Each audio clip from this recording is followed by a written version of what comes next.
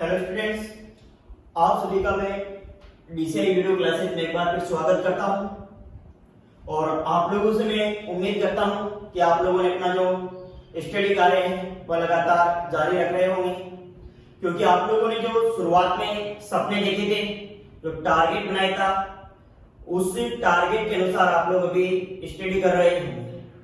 तो देखो यहाँ पर आप लोगों के जेके सिलेबस का एक टॉपिक है मशरूम, और इस मशरूम की खेती के बारे में मैं यहाँ पर आप लोगों को इसके अंतर्गत बताऊंगा। तो देखो इसके अंतर्गत बात की जाए तो मशरूम से संबंधित एक अनुसंधान संस्थान या ट्रेनिंग सेंटर है और उसका नाम है national mushroom research and training centre. मतलब इस नेशनल मशरूम रिसर्च और ट्रेनिंग सेंटर की बात की जाए तो जो मशरूम का नेशनल रिसर्च और ट्रेनिंग सेंटर है, तो national mushroom and research training centre स्थित है भी सोलन, हिमाचल प्रदेश के अंतर्गत। तो आप लोगों को इसके अंतर्गत ध्यान रखना है, आप लोगों से कई क्वेश्चन पूछ लिया जाए कि नेशनल मशरूम रिसर्च एवं ट्रेनिंग सेंटर कहां पर स्थित है, तो नेशनल मशरूम रिसर्च एवं ट्रेनिंग सेंटर कहां पर स्थित है, सोलन, हिमाचल प्रदेश के अंतर्गत स्थित है। इसके अलावा अगर आप लोगों से क्वेश्चन पूछ लिया जाए कि मशरूम अनुसंधान निदेशालय कहां पर स्थित है, तो मशरूम अनुसंधान निदेशालय की बात की जाए तो मशरूम का जो अनुसंधान निदेशालय है, तो अनुसंधान निदेशालय के नाम से पूछा जाए तो अनुसंधान निदेशालय भी कहां पर स्थित है, ये सोलन, हिमाचल प्रदेश के अंतर्गत स्थित है। इसके अलावा जैसे यहां पर मैं बात करता हूं all India coordinated project on mushroom, ये एक प्रोजेक्ट है all India coordinated project on mushroom, और मशरूम के अंतर्गत बात की जाए तो मशरूम पे ये प्रोजेक्ट स्टार्ट किया गया था। और इस प्रोजेक्ट की बात करूं तो मशरूम के ऊपर ये प्रोजेक्ट स्टार्ट हुआ था 1 अप्रैल 1983 को। तो आप लोगों से क्वेश्चन पूछ लिया जाए कि all India coordinated project on mushroom, तो ये प्रोजेक्ट कब स्टार्ट हुआ, 1 अप्रैल 1983 को ये प्रोजेक्ट स्टार्ट हुआ था। अब देखो इसके बाद जैसे बात की जाए तो विश्व के अंतर्गत में बात करूं तो विश्व में सर्वाधिक लोकप्रिय खाद्य मशरूम, तो विश्व के अंतर्गत यदि अगर सर्वाधिक लोकप्रिय खाद्य मशरूम पूछी जाए तो विश्व की सर्वाधिक लोकप्रिय खाद्य मशरूम है और उसका नाम है एगेरिकस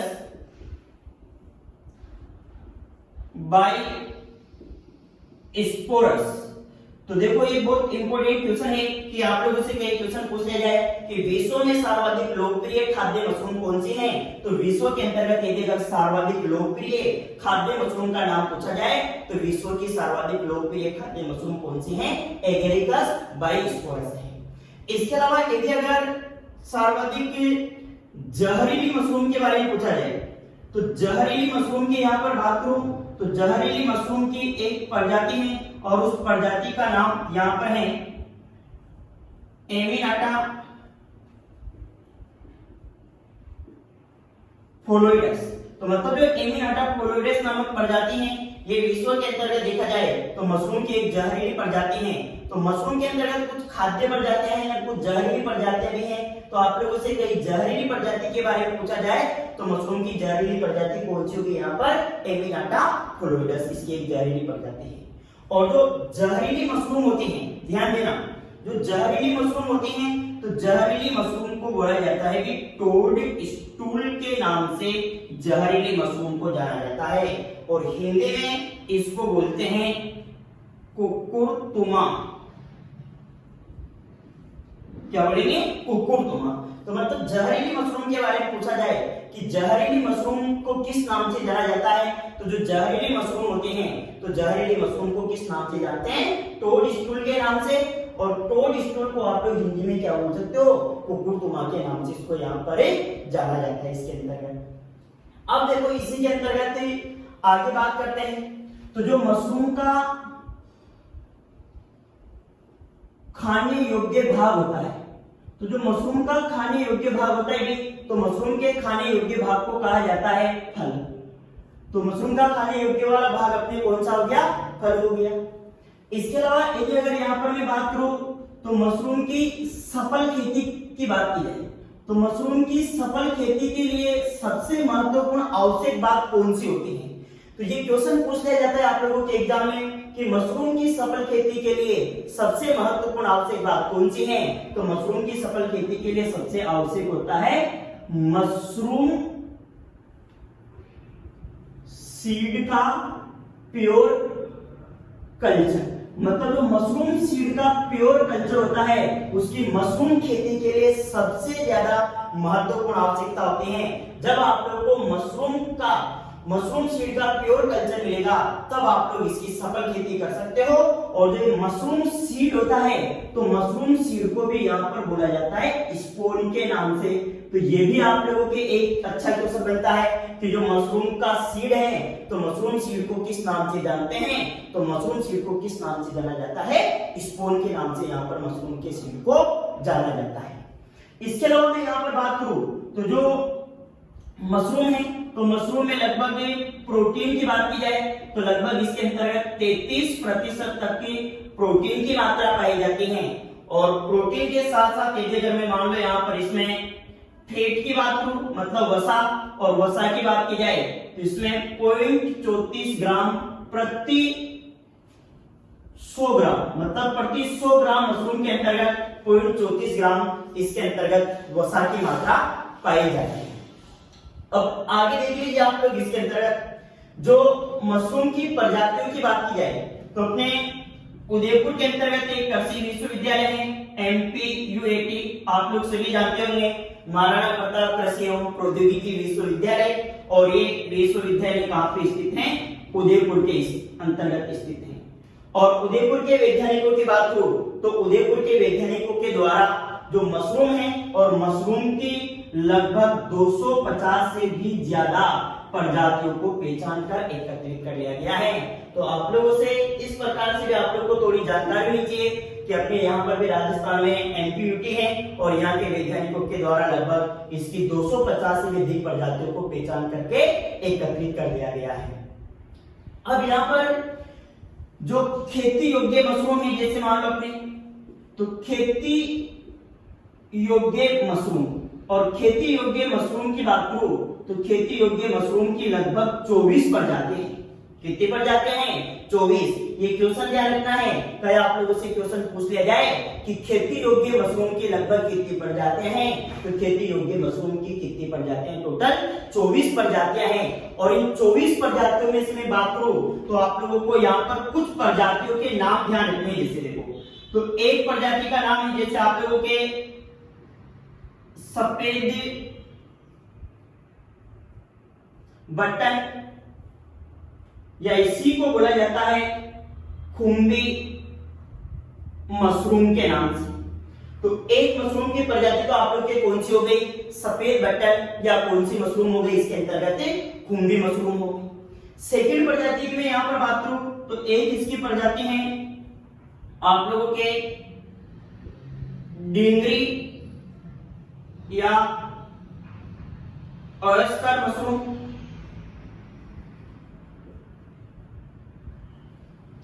एक प्रजाति इसके अंतर्गत आप लोगों के चाइनीज मशरूम, और एक प्रजाति है आप लोगों के इसके अंतर्गत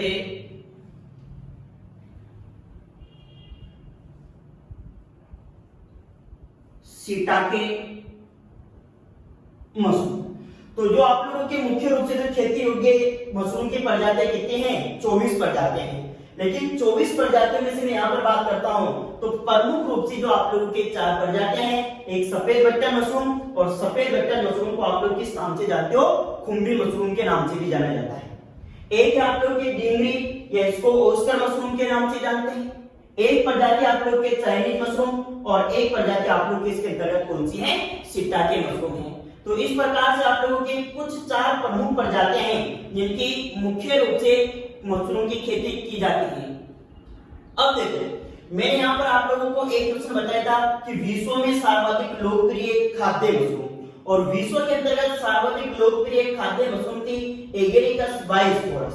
तो जो यहाँ पर ये सफेद बटन मशरूम या खुम्बी मशरूम है, इसी का ये वैज्ञानिक नाम है एगेरिकस बाइस्पोरस, और इसी को आप लोग किस नाम से जानते हो, सफेद बटन मशरूम के नाम से जाना जाता है, जो विश्व की सर्वाधिक प्रचलित या विश्व के अंतर्गत सर्वाधिक खाद्य मशरूम है। अब जैसे मैं यहाँ पर इन्हें मशरूम के उत्पादन के क्रम की बात कर लेता हूँ कि कौन सी मशरूम का सर्वाधिक उत्पादन होता है या इनके उत्पादन का क्रम क्या है। तो थोड़ा सा देखो यहाँ देख लो इनका उत्पादन क्रम। तो मैं इनके उत्पादन के क्रम की बात करूं तो सर्वाधिक उत्पादन तो होता है इसके अंतर्गत जो आप लोगों के सफेद बटन मशरूम है, तो सफेद बटन मशरूम का सर्वाधिक उत्पादन होता है। इसके बाद नंबर 2 पर बात करूं तो नंबर 2 पर उत्पादन के मामले में बात आती है शिटाके मशरूम की, और नंबर 3 पर मैं बात करूं तो नंबर 3 पर आप लोगों के इसके अंतर्गत मशरूम आती है डिंगरी मशरूम। तो कहीं आप लोगों से इसके अंतर्गत उत्पादन का क्रम भी पूछ लिया जाए तो उत्पादन की बात की जाए तो सर्वाधिक उत्पादन तो सफेद बटन मशरूम का होता है, जबकि उसके बाद शिटाके मशरूम, और नंबर 3 पर कौन सी आती है आप लोगों के इसके अंतर्गत डिंगरी मशरूम। तो ये बहुत इंपॉर्टेंट जानकारी है इस मशरूम से संबंधित। और इसी वर्ष में बात करूं तो आप लोगों के 10 जनवरी 2020 को एग्रीकल्चर में फर्स्ट ग्रेड का पेपर हुआ था, और एग्रीकल्चर के फर्स्ट ग्रेड के पेपर में से इसी टॉपिक में से 2 क्वेश्चन पूछे गए थे। और किसी कंपटीशन एग्जाम की बात की जाए तो वहां पर हर एक क्वेश्चन बहुत इंपॉर्टेंट होता है, और इस टॉपिक से आप लोगों के जो फर्स्ट ग्रेड का एग्जाम है एग्रीकल्चर के अंतर्गत हुआ था 10 जनवरी 2020 को, उसी में 2 क्वेश्चन आए थे, और वह 2 क्वेश्चन में से एक क्वेश्चन तो यही था उसके अंतर्गत फर्स्ट ग्रेड 2020 के अंतर्गत एक क्वेश्चन तो एक पूछा गया था कि विश्व में सर्वाधिक लोकप्रिय खाद्य मशरूम कौन सी है, और विश्व के अंतर्गत सर्वाधिक लोकप्रिय खाद्य मशरूम की बात करो तो वह खाद्य मशरूम कौन सी थे, एगेरिकस बाइस्पोरस थी। दूसरा क्वेश्चन जो आप लोगों के फर्स्ट ग्रेड के एग्जाम में पूछा गया था, और फर्स्ट ग्रेड के एग्जाम में दूसरा क्वेश्चन ये पूछा गया था 2020 के अंतर्गत, और दूसरा क्वेश्चन ये था आप लोगों के इसके अंतर्गत मशरूम की सफल खेती के लिए किसकी आवश्यकता होती है, और मशरूम की सफल खेती के लिए सर्वाधिक महत्वपूर्ण आवश्यकता होती है मशरूम सीड का प्योर कल्चर। और मशरूम का जो सीड है या मशरूम के जो बीज होते हैं उनको किस नाम से जाना जाता है, स्पोर के नाम से उनको जानते हैं। तो आप लोगों के ये बहुत इंपॉर्टेंट टॉपिक है, ना कि जेट आईसीआर बीएचयू की बात की जाए, आप लोग के अदर एग्रीकल्चर से रिलेटेड जितने भी कंपटीशन एग्जाम है वहां पर आप लोग इस टॉपिक में से क्वेश्चन पूछा जा सकता है। और फर्स्ट ग्रेड के एग्जाम में आप लोगों के इसी वर्ष ये 2 क्वेश्चन पूछे गए थे, जिनमें से एक तो विश्व में सर्वाधिक लोकप्रिय खाद्य मशरूम कौन सी है, एगेरिकस बाइस्पोरस, बहुत फेमस क्वेश्चन है इसके अंदर। और दूसरा क्वेश्चन आप लोग के इधर से है था कि मशरूम की सफल खेती के लिए किसकी आवश्यकता होती है, तो इसके अंतर्गत सफल खेती के लिए मशरूम सीड के प्योर कल्चर की आवश्यकता होती है। तो ये सारी बातें हैं, इनको आप लोगों के जैसे मैं यहाँ पे लिखता हूं तो आप लोग साथ के साथ नोट किया करो, क्योंकि जब तक आप लोग खुद नहीं लिखोगे तब तक आप लोगों को अच्छे से याद नहीं होगा। और यदि अगर आप लोग इनके नोट्स बनाओगे, आप लोग इनको लिखते रहोगे साथ के साथ, तो आप लोगों को याद करने में बहुत आसानी रहेगी और अच्छे तरीके से आप लोगों की सारी बातें याद भी हो जाएगी इसके अंतर्गत। तो देखो आगे इसके बाद बात करते हैं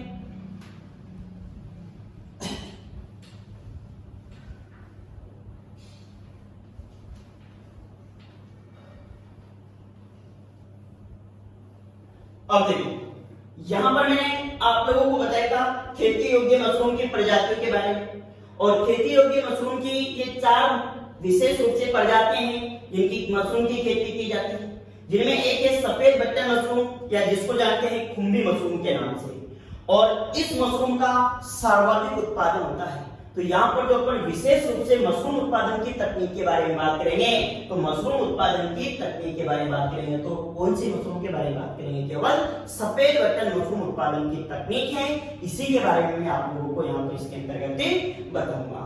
तो अब यहाँ पर आप लोगों को इसके अंतर्गत पढ़ाऊंगा कि सफेद बटन मशरूम उत्पादन प्रक्रिया। तो देखो इसके अंदर यहां पर अब देखेंगे कि जो सफेद बटन मशरूम है, तो सफेद बटन मशरूम का उत्पादन किस प्रकार से किया जाता है और इसकी उत्पादन क्रिया के बारे में आप लोगों को यहाँ पर देखना है। तो देखो आप लोगों को मैंने बता दिया था कि सफेद बटन मशरूम है, तो इस मशरूम को आप लोग किस नाम से जानते हो? इसका वैज्ञानिक नाम क्या है? एगेरिकस बायोस्पोरेसिस का क्या है? वैज्ञानिक नाम है। तो सबसे पहले मैं यहाँ पर इसमें उत्पादन की प्रक्रिया है, तो उत्पादन प्रक्रिया में बात कर लेता हूँ इसकी जलवायु के बारे में, कि जैसे मान लो मशरूम की खेती करनी है तो इसके लिए किस प्रकार की जलवायु की आवश्यकता होगी। तो देखो जो मशरूम की खेती की बात की जाए तो मशरूम की खेती के लिए शीतकाल का समय सबसे ज्यादा महत्वपूर्ण है। मतलब जो ठंडा मौसम है, ठंडा मौसम इसकी खेती के लिए उपयोगी होता है। और लगभग शीतकाल के अंतर्गत भी बात की जाए तो नवंबर से लेकर के फरवरी तक का समय मशरूम की खेती के लिए सर्वाधिक उपयोगी है। तो आप लोगों से कहीं इसकी जलवायु के बारे में पूछा जाए तो आप लोग के शीतकाल का मौसम मतलब ठंडा मौसम इसकी खेती के लिए उपयुक्त है। और उस ठंडे मौसम की बात की जाए तो उसमें भी नवंबर से लेकर के कहां तक का समय? फरवरी तक का समय सबसे महत्वपूर्ण है। इसके बाद जैसे बात करते हैं तापमान के बारे में, कि सफल मशरूम की खेती के लिए किस तापमान की आवश्यकता होती है। तो यहाँ पर तापमान की बात करो तो तापमान में एक तो आप लोग इसके अंतर्गत पढ़ोगे स्पोन रन। अब स्पोन का मतलब आप लोगों को मैंने बताया था यहाँ पर मशरूम सीड, और रन का मतलब यहाँ पर एक फैलना। तो जो मतलब मशरूम के बीजों का फैलाव, या आप लोगों से पूछ लिया जाए स्पोन रन को आप लोग हिंदी में बोल सकते हो बीज फैलाव। तो मतलब जो मशरूम के बीज फैलाव या स्पोन रन के लिए आप लोगों से टेम्परेचर पूछा जाए तो स्पोन रन के लिए उपयुक्त तापमान होता है इसके अंतर्गत 20 से 25 डिग्री सेंटीग्रेड तापमान। इसके अलावा एक टेम्परेचर से संबंधित बात आप लोगों को और याद रखनी है। अगर आप लोगों से पूछा जाए फ्रक्टिफिकेशन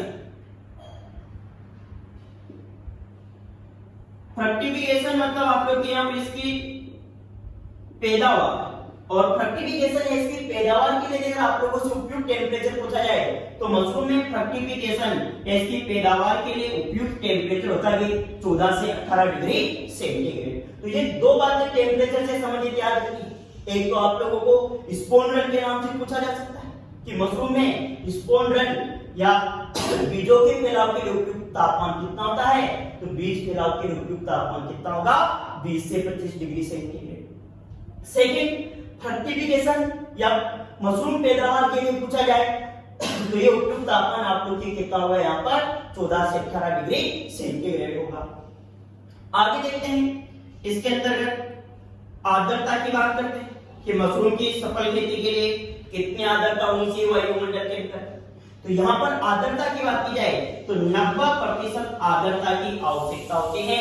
लेकिन अगर आप लोगों से कहीं ये रेंज में पूछ लिया जाए तो आप लोग बोल सकते हो कि लगभग 80 से 90% आर्द्रता की क्या होती है? आवश्यकता होती है। एक बात आप लोगों को और ध्यान में रखनी है और वह है कार्बन डाइऑक्साइड की मात्रा। कि जिस स्थान पर आप लोग मशरूम की खेती करते हो तो उस स्थान पर वातावरण में लगभग कार्बन डाइऑक्साइड की मात्रा कितनी होनी चाहिए? तो लगभग जिस स्थान पर मशरूम की खेती की जाती है तो वहां पर 0.1 से लेकर 0.15% से अधिक कार्बन डाइऑक्साइड की मात्रा नहीं होनी चाहिए। अगर इससे ज्यादा आप लोगों के वहां पर कार्बन डाइऑक्साइड की मात्रा है तो वहां पर मशरूम उत्पादन को वह प्रभावित करेगी। तो आप लोगों को यहाँ पर ये कुछ बातें हैं, जैसे मान लो तो जलवायु से संबंधित बात हो गई, तो मतलब शीतकाल का मौसम लगभग नवंबर से लेकर फरवरी तक का समय क्या है, उपयुक्त माना गया है। सेकंड है तापमान से संबंधित बात, और तापमान की बात की जाए तो एक तो स्पोन के लिए, और स्पोन के लिए लगभग कितना तापमान आवश्यक है, यहाँ पर 20 से 25 डिग्री सेंटीग्रेड तापमान की आवश्यकता होती है। एक फर्टिफिकेशन मतलब पैदावार के लिए कितने तापमान की आवश्यकता है, तो फर्टिफिकेशन के लिए कितना तापमान हो गया, यहाँ पर 14 से 18 डिग्री सेंटीग्रेड तापमान हो गया। आर्द्रता की बात की जाए तो आर्द्रता यहाँ पर है 90%, लेकिन ये जगह के रेंज में दे दिया जाए आप लोगों को तो लगभग 80 से 90% आर्द्रता की यहाँ पर आवश्यकता होती है। और एक है कार्बन डाइऑक्साइड की मात्रा, मतलब जिस स्थान पर मशरूम उत्पादन का कार्य किया जाता है उस स्थान पर 0.1 से 0.15% से अधिक कार्बन डाइऑक्साइड की मात्रा नहीं होनी चाहिए। एक यहाँ पर बात कर लेते हैं स्थान की, कि जैसे हम लोग मशरूम उत्पादन करना है तो मशरूम उत्पादन के लिए किस प्रकार के स्थान की आवश्यकता हो, तो मशरूम उत्पादन के लिए भी स्थान की बात करूं तो मशरूम उत्पादन के लिए विशेष प्रकार के कमरे या छायादार स्थान की आवश्यकता होती है। मतलब आप लोग खुले स्थान पर मशरूम का उत्पादन नहीं कर सकते हो, इसके लिए किसी विशेष प्रकार के कमरे या फिर छायादार स्थान की क्या होगी, यहाँ पर आवश्यकता होगी। तो ये आप लोगों के इसमें कुछ सफेद बटन मशरूम उत्पादन से संबंधित बातें थी, जिसमें जलवायु, तापमान, स्थान वगैरह के बारे में आप लोगों ने यहाँ पर देख लिया। अब आगे देखेंगे, देखो इसके अंतर्गत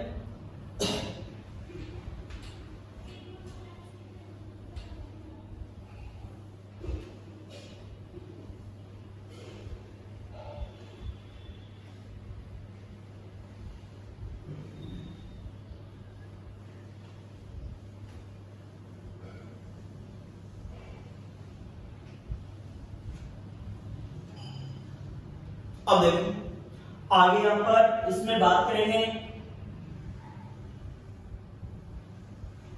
सफेद बटन मशरूम उत्पादन के लिए आवश्यक सामग्री।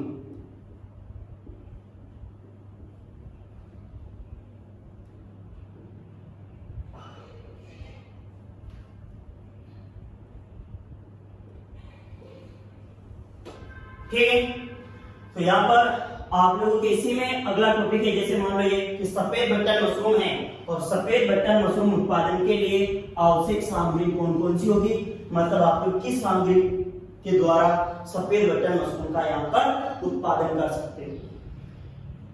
तो देखो इसके अंतर्गत 3 चीजों की आवश्यकता। एक तो आप लोगों के सफेद बटन मशरूम उत्पादन के लिए आवश्यकता होती है कंपोस्ट की। कंपोस्ट खाद आप लोगों ने नाम सुना होगा। तो यहाँ पर जैसे मान लो मशरूम का उत्पादन करना है तो मशरूम उत्पादन के लिए तो किसकी आवश्यकता है, कंपोस्ट की आवश्यकता है। एक इसके अंतर्गत आवश्यकता होती है स्पोन। स्पोन का मतलब आप लोग जानते हैं मशरूम सीड, मतलब जो मशरूम सीड है मशरूम सीड की एक यहाँ पर क्या होगी, आवश्यकता होगी। और एक यहाँ पर आवश्यकता होगी केसिंग मिश्रण की।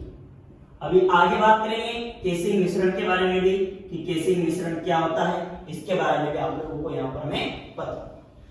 तो आप लोग देख लीजिएगा इसके अंतर्गत जब सफेद बटन मशरूम का उत्पादन करना हो और इसकी आवश्यक सामग्री की बात करेंगे तो 3 चीजों की आप लोगों को आवश्यकता होगी। एक तो कंपोस्ट की आवश्यकता होगी, एक आप लोगों को स्पोन की आवश्यकता होगी, एक आप लोगों को केसिंग मिश्रण की यहाँ पर इसके अंतर्गत आवश्यकता। अब देखो इनके बारे में एक एक करके यहाँ पर पढ़ते हैं। देखो आगे तो सबसे पहले जैसे मान लो मैं यहाँ पर बात करता हूँ कंपोस्ट के बारे में। तो मतलब जो मशरूम उगाया जाता है तो मशरूम को उगाने के लिए कंपोस्ट की आवश्यकता होती है, क्योंकि आप लोग जैसे खेत वगैरह में मशरूम की खेती नहीं है, इसके अंदर हम क्या करते हैं, जैसे मान लो आप लोगों के कोई भी बैग वगैरह है उस बैग वगैरह में आप लोग कंपोस्ट खाद भर देते हो और उसके अंतर्गत आप लोगों के जो मशरूम के सीड डालकर उन्हीं बैग के अंतर्गत मशरूम का उत्पादन किया जाता है। तो यहाँ पर आप लोगों के कंपोस्ट और कंपोस्ट की आवश्यकता होती है मशरूम को उगाने की, और ये कंपोस्ट है मशरूम उत्पादन वाला, और इसको बनाने की भी 2 विधियां बताई गई है यहाँ। उसके अंतर्गत एक विधि तो है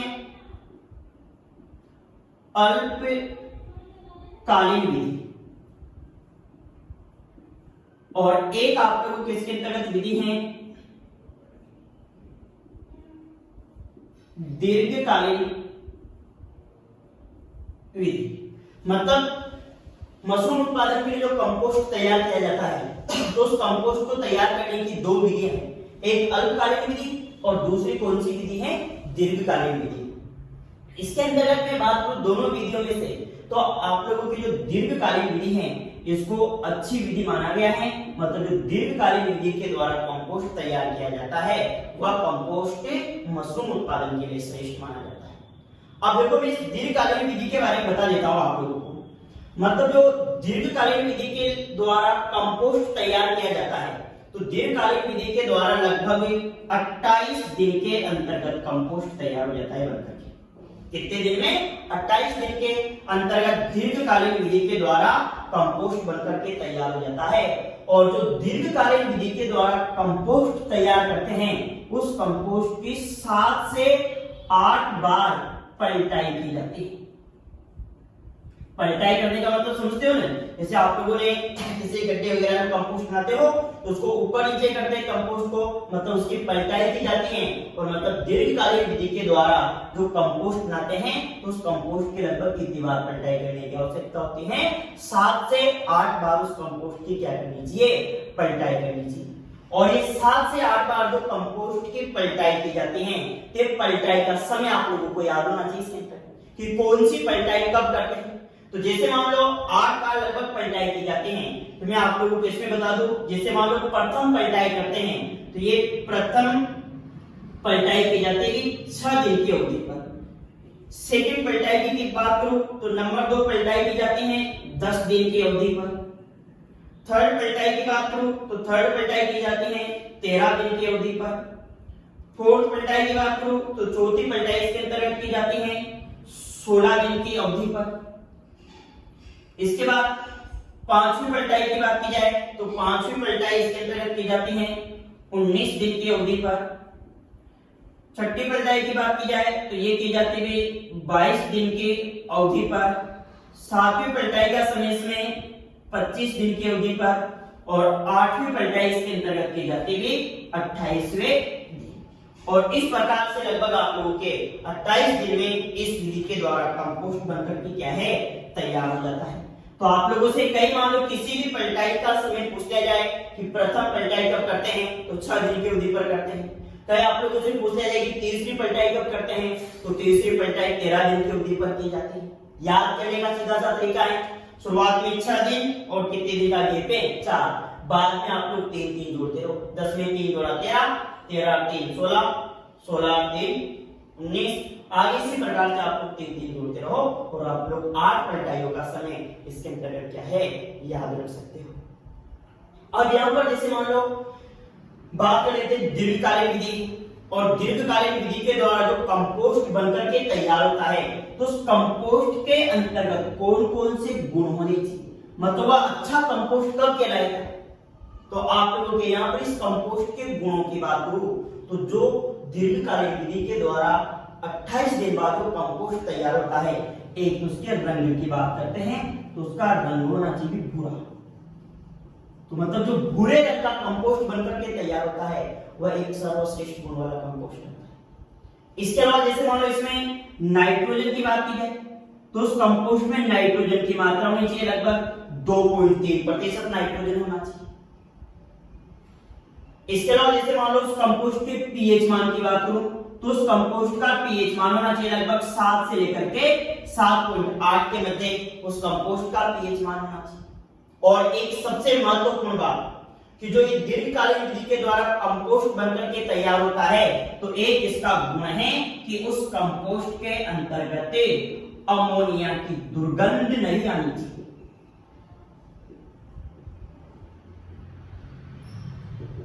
ठीक है, ये बात ध्यान रखना आप लोग कि जो दीर्घकालिक विधि के दौरान कंपोस्ट बनकर के तैयार होता है तो उस कंपोस्ट की एक विशेषता क्या होनी चाहिए कि उस कंपोस्ट के अंतर्गत किसी भी प्रकार के अमोनिया की दुर्गंध नहीं होनी चाहिए। और बाकी के 3 गुण क्या है, उस कंपोस्ट का रंग याद रखना है, तो रंग कैसा रहेगा, भूरा रंग होना चाहिए। ठीक है, इसके बाद नाइट्रोजन की बात करो तो 2.3% क्या होनी चाहिए, नाइट्रोजन। पीएच मान की बात की जाए तो लगभग 7 से लेकर के 7.8 के मध्य क्या होना चाहिए, पीएच मान होना चाहिए, और उसके अंतर्गत अमोनिया की दुर्गंध नहीं होनी चाहिए। तो मतलब जो सफेद बटन मशरूम उत्पादन के लिए आवश्यक सामग्री थी उसमें से एक के बारे में आप लोगों ने देख लिया, कंपोस्ट के बारे में। इसमें कुछ बातें ध्यान रखना आप लोग, एक तो 28 दिन वाला समय है, साथ ही साथ इसके जो गुण वगैरह हैं ये बातें आप लोगों के कंपटीशन एग्जाम वगैरह में पूछी जा सकती है। चलो आगे देखते हैं सेकंड बात, स्पोनिंग। मतलब यहां पर बात करेंगे स्पोनिंग की बात कर लेते हैं अपन।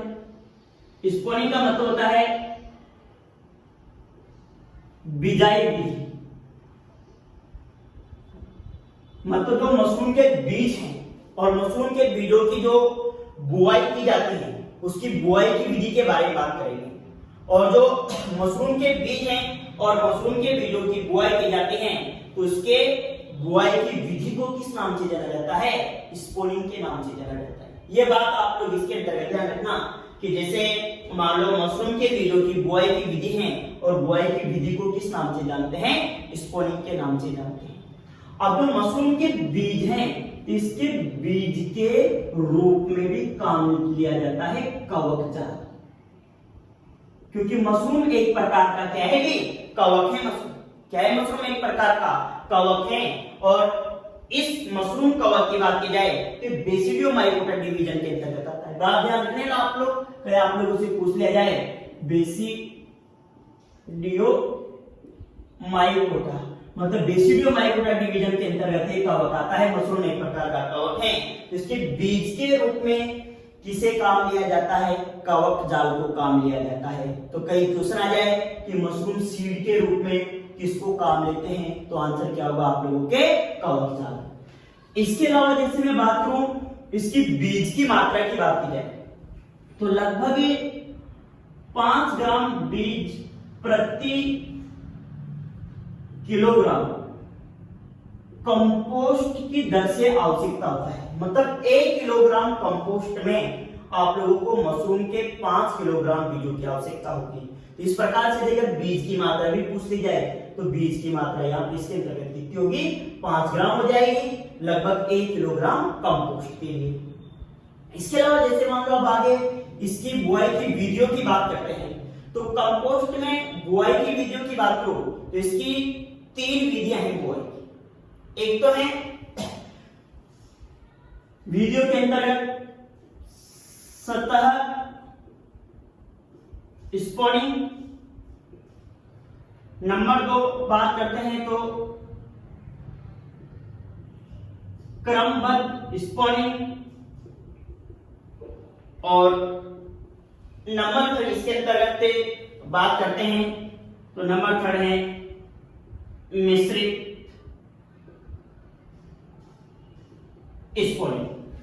मतलब यहां पर मशरूम के बीजों की बुआई की विधियों की बात की जाए तो बुआई की 3 विधियां हैं। अब 3 विधियों में से देखना, एक तो सतह स्पॉनिंग विधि, एक क्रमबद्ध स्पॉनिंग विधि है और तीसरी कौन सी है, मिश्रित स्पॉनिंग विधि। सबसे पहले यहां पर बात करते हैं सतह स्पॉनिंग विधि की। तो सतह स्पॉनिंग विधि में क्या होता है कि जैसे मान लो एक ये कोई भी बैग है और इस बैग के अंतर्गत यहां पर इसमें कंपोस्ट भर दिया गया, ठीक है। अब कंपोस्ट भर दिया, अब इसके अंतर्गत आप लोग कोई मशरूम के बीजों की क्या करनी है, बुआई करनी है। तो इस बैग में जब आप लोग 5 सेंटीमीटर की गहराई पर, जैसे मान ये 5 सेंटीमीटर की गहराई पर आप लोग बीजों की बुआई कर देते हो तो ये कौन सी विधि कहलाएगी, आप लोगों के सतह स्पॉनिंग विधि कहलाएगी। और कुछ विशेष नहीं, बस इतना सा याद रखना है कि सतह स्पॉनिंग विधि के अंतर्गत मशरूम के बीजों की 5 सेंटीमीटर की गहराई पर क्या करते हैं, बुआई करते हैं। सेकंड है क्रमबद्ध स्पॉनिंग विधि। क्रमबद्ध स्पॉनिंग विधि के अंतर्गत क्या होता है, आप लोग दो परतों के रूप में मशरूम की बुआई करते हैं। जैसे मान लो भाई कोई बैग है और इस बैग के अंतर्गत कंपोस्ट भर दिया गया, ठीक है। अब आप लोगों के इसमें जैसे क्रमबद्ध स्पानिंग की बात करते हैं, मतलब दो परतों के रूप में बुआई करें। जैसे मान लो एक परत तो आप लोगों ने यहाँ बुआई कर दी और एक परत की यहाँ पर बुआई कर देते हैं। मतलब सुनो, जैसे मान लो एक प्रथम परत हो गई और ये आप लोगों के सेकेंड परत हो गई, तो मतलब एक परत है प्रथम, इसकी तो बुआई करते हैं 7 से 8 सेंटीमीटर की गहराई पर, और जो सेकंड वाली परत है इसके लगभग बुआई करते हैं 3.5 सेंटीमीटर की गहराई पर। तो ये आप लोगों के कौन सी विधि हो जाती है? क्रमबद्ध स्पानिंग विधि हो जाती है। थर्ड है मिश्रित स्पानिंग विधि, और मिश्रित स्पानिंग विधि में ऐसा कुछ खास है नहीं। इसके अंतर्गत तो क्या करते हैं, जैसे मान लो मशरूम की सीड लेंगे और कंपोस्ट खाद लेंगे, तो मशरूम के सीड और कंपोस्ट खाद को अच्छी तरह से मिक्स करके आप लोग बीजों की बुआई कर देते हैं इसके अंदर। तो इस प्रकार से आप लोगों के यहाँ पर ये मशरूम के बीजों की बुआई की विधियों के बारे में बात हो गई, और मशरूम के बीजों की बुआई की विधियों की बात की जाए तो ये कितनी विधियां हो गई? 3 विधियां यहाँ पर इसके अंतर्गत हो गई। अब जब यहाँ पर स्पोनिंग की क्रिया कंप्लीट हो जाती है, तो स्पोनिंग की क्रिया कंप्लीट होने के बाद यहाँ पर जो ये कंपोस्ट खाद होती है, इस कंपोस्ट खाद को 2% फॉर्मेलिन के घोल के द्वारा निर्जलीकृत कर देना चाहिए।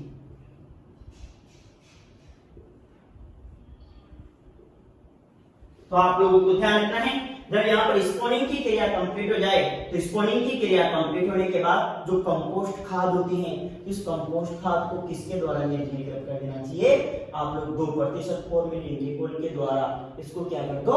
निर्जलीकृत कर दो।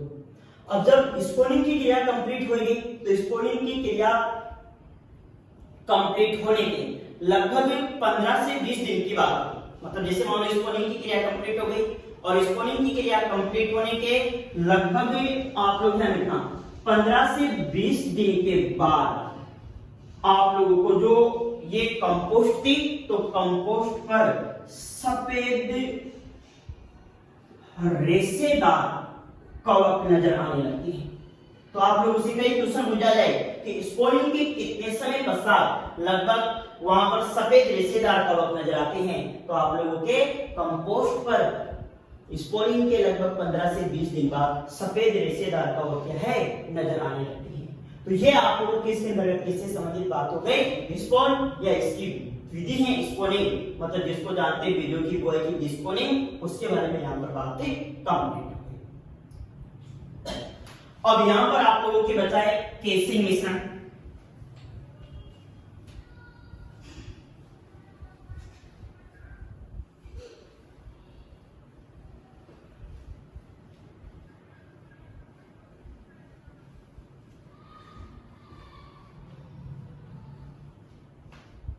तो देखो आगे इसमें अब बात कर लेते हैं हम केसिंग मिश्रण के बारे में बात कर लेते हैं थोड़ा।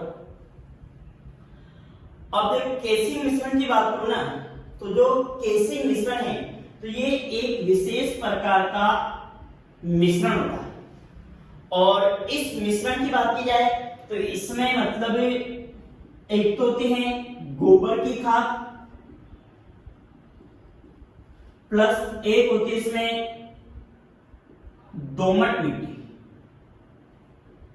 मतलब गोबर की खाद और दोमट मिट्टी की बात की जाए, और इन दोनों को बराबर मात्रा में मिला करके जो मिश्रण तैयार किया जाता है, उस मिश्रण को आप लोग किस नाम से जानते हो? केसिंग मिश्रण के नाम से जाना जाता है। तो ध्यान रखना, मतलब गोबर की खाद और दोमट मिट्टी है, और इन दोनों को बराबर मात्रा में मिला करके जो मिश्रण तैयार किया जाता है, वही मिश्रण आप लोगों के किस नाम से जाना जाता है? केसिंग मिश्रण के नाम से जाना जाता है। अब इस केसिंग मिश्रण का उपयोग क्या है?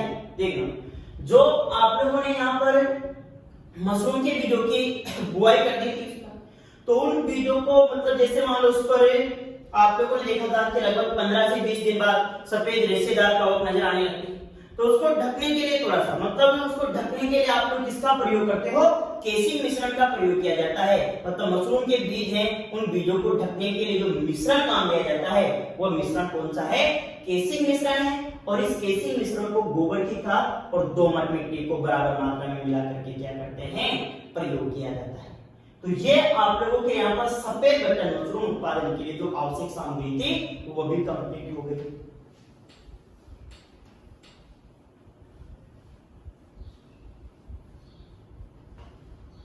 अब इसमें देखो लास्ट इसके बारे में थोड़ा बात कर लेते हैं, उत्पादन के बारे में। अब लास्ट इसका उत्पादन बचा है, इसका उत्पादन कितना होता है लगभग और किस प्रकार से इसका उत्पादन होता है वो देख लेते हैं लास्ट मशरूम के बारे में थोड़ा। तो देखो इसमें केसिंग मिश्रण की क्रिया की थी आप लोगों ने यहाँ पर, और केसिंग मिश्रण की क्रिया की बात करें तो केसिंग मिश्रण की क्रिया के लगभग देखना इसमें केसिंग की क्रिया की, और केसिंग की क्रिया के लगभग 8 से 10 दिन बाद मशरूम के छत्रक दिखाई देने लगते हैं। एक बात तो आप लोग याद रखना कि केसिंग की क्रिया के कितने समय पश्चात छत्रक दिखाई देने लगते हैं। छत्रक का मतलब कि जैसे मान लो आप लोगों ने बरसात के दिनों में नाम सुना होगा सांप की छतरी का, उसी प्रकार करती है मशरूम। जैसे मान लो इस प्रकार से आप लोगों ने सांप की छतरी देखी होगी बरसात के दिनों में, इसको क्या बोलते हैं, छत्रक बोलते हैं। तो लगभग केसिंग मिश्रण की क्रिया करने के 8 से 10 दिन पश्चात इस मशरूम के क्या दिखाई देते हैं, छत्रक दिखाई देते हैं। और जो ये मशरूम का छत्रक होता है तो इस छत्रक को कहा जाता है पिनहेड।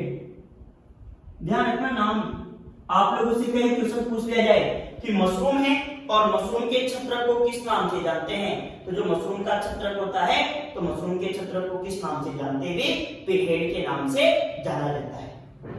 अगला पॉइंट इसमें मतलब केसिंग मिश्रण की क्रिया के बाद यदि अगर उपयुक्त टेम्परेचर मिलता है, या इसके अलावा मैं बात करूं यदि अगर उपयुक्त आर्द्रता मिलती है तो लगभग 15 से 20 दिन बाद मशरूम तोड़ने योग्य हो जाती है। तो आप लोग ध्यान रखना कि केसिंग मिश्रण की कितने समय पश्चात उपयुक्त तापमान और आर्द्रता पर मशरूम तोड़ने योग्य हो जाते हैं, तो लगभग 15 से 20 दिन बाद मशरूम क्या है, तोड़ने योग्य हो जाते हैं। और जो तोड़ने योग्य मशरूम का छत्रक होता है तो इस छत्रक का आकार भी आप लोगों को याद होना चाहिए, और ये आकार वाला तो क्वेश्चन पूछ लिया जाता है कि तोड़ने योग्य मशरूम के छत्रक का आकार कितना होता है। तो जो तोड़ने योग्य मशरूम का छत्रक होता है तो तोड़ने योग्य मशरूम के छत्रक का आकार होता है भी 3 से 5 सेंटीमीटर तक इसका क्या होता है, आकार होता है। तो ये क्वेश्चन विशेष रूप से ध्यान रखना आप लोग इसके अंदर कि जो तोड़ने योग्य मशरूम का छत्रक होता है तो तोड़ने योग्य इस मशरूम के छत्रक का आकार कितना होता है, इसका आकार होना चाहिए 3 से 5 सेंटीमीटर होना चाहिए। और ये जब आप लोग इस मशरूम के छत्रक को तोड़ देते हो तो तोड़ने के बाद इसका भंडारण वगैरह कर सकते हैं, और इसका भंडारण करने के लिए काम लिया जाता है 18% नमक का घोल है, और 18% नमक के घोल के अंतर्गत आप लोग मशरूम के छत्रक के उनका लंबे समय तक भंडारण का कार्य भी कर सकते हैं। तो ये बात याद रखना, एक तो छत्रक वाला विशेष रूप से ये आ जाता है क्वेश्चन आप लोगों के एग्जाम में कि तोड़ने योग्य जो मशरूम होता है तो उस मशरूम के छत्रक का आकार कितना होना चाहिए, तो उस मशरूम के छत्रक का आकार लगभग कितना होना चाहिए, 3 से 5 सेंटीमीटर तक होना चाहिए। और उसको तोड़ने के पश्चात भंडारण करते हो तो भंडारण आप लोग यहाँ पर लगभग 18% नमक का घोल लो, और 18% नमक के घोल के अंतर्गत उसका क्या कर सकते हो, भंडारण कर सकते हो। अब उत्पादन की देख रहे हैं तो उत्पादन में देख लेते हैं, लगभग आप लोगों के मैं बात करता हूं 100 किलोग्राम कंपोस्ट। तो 100 किलोग्राम कंपोस्ट से 6 से 8 सप्ताह के अंतर्गत लगभग 18 से 20 किलोग्राम मशरूम का उत्पादन हो जाता है। कितना, जैसे 100 किलोग्राम कंपोस्ट लेते हो तो 100 किलोग्राम कंपोस्ट से लगभग 6 से 8 सप्ताह के अंतर्गत 18 से 20 किलोग्राम मशरूम क्या है, उत्पादित हो जाती है। तो ये सारी बातें हैं जो आप लोगों को मशरूम से संबंधित याद रखनी हैं, और इसी के साथ आप लोगों के ये टॉपिक का मशरूम का जो कंप्लीट हो गया। अब इसके बाद आगे फिर अगली क्लास के अंदर बात करें।